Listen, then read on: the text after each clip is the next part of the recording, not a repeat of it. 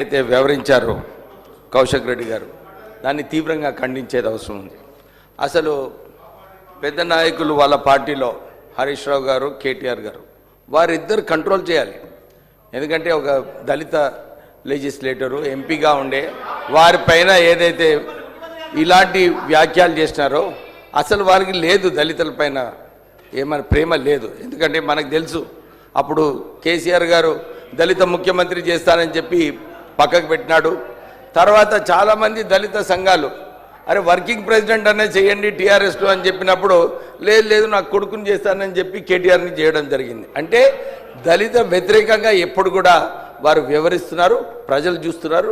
Definitely మీకు తీవ్రమైన పరిణామాలు ఉంటాయి దాంట్లో. ఇంకోటి, రాజేశ్వర్ రెడ్డి గారు మాట్లాడేటప్పుడు వీరేశం గారి పైన వేరే ఏ పార్టీ అడుగుతున్నారు.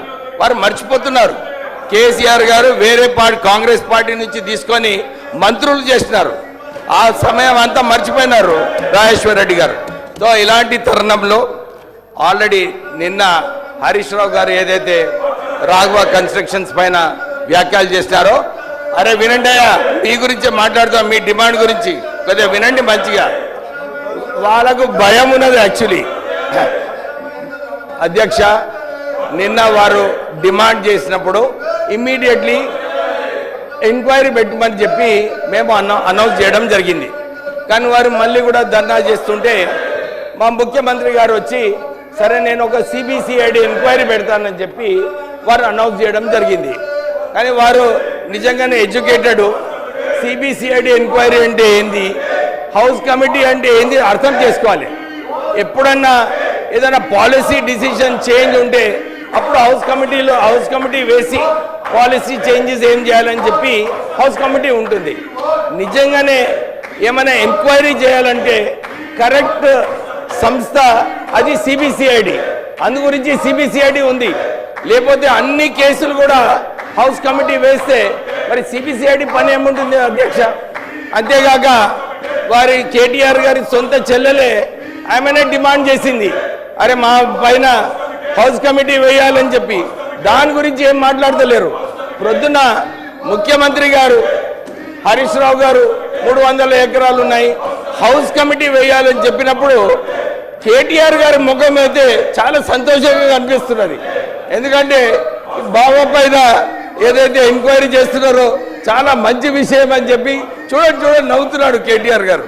అంటే వారు చాలా హ్యాపీగా ఉన్నారు. మా బావను ఇరికించినందుకు వారు చాలా హ్యాపీగా ఉన్నారు. నేను ఇంతే చెప్తున్నాను, రాష్ట్ర ప్రభుత్వము నోటీస్ ఇచ్చింది రాఘవ కన్స్ట్రక్షన్స్కి. ఏదేమన్నా కానీ రెవెన్యూ లాస్ కాకుండా రాష్ట్ర ప్రభుత్వం పనిచేస్తుంది. ఈ సంవత్సరము 37% శాండ్ మాఫియా ఏదైతే టీఆర్ఎస్ నాయకులందరూ చేసినారో వాళ్ళందరికీ కూడా భయం ఉంది. ఈ శాండ్ మాఫియాలో మా టీఆర్ఎస్ నాయకులందరూ కూడా బయటికి వస్తుందని చెప్పి వాళ్ళకి భయం ఉంది.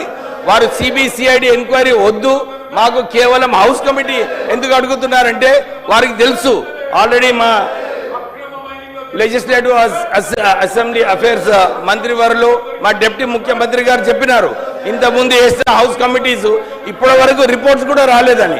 ఈ రిపోర్ట్స్ అన్ని కూడా డైవర్ట్ చేయాలి. ఈ 10 సంవత్సరాలలో ఏదైతే అక్రమ మైనింగ్ జరిగిందో అవన్నీ బయటకు వస్తాయి అని చెప్పి ఆ భయంతోనే వీళ్ళు ఈ ధర్నా చేస్తున్నారు. అధ్యక్ష, వీళ్ళను తక్షణమే సస్పెండ్ చేసి లెజిస్లేటివ్ బిజినెస్ నడిపించాలని చెప్పి కోరుతున్నాను. Thank you. మంత్రి లక్ష్మణ్ గారు. అధ్యక్ష,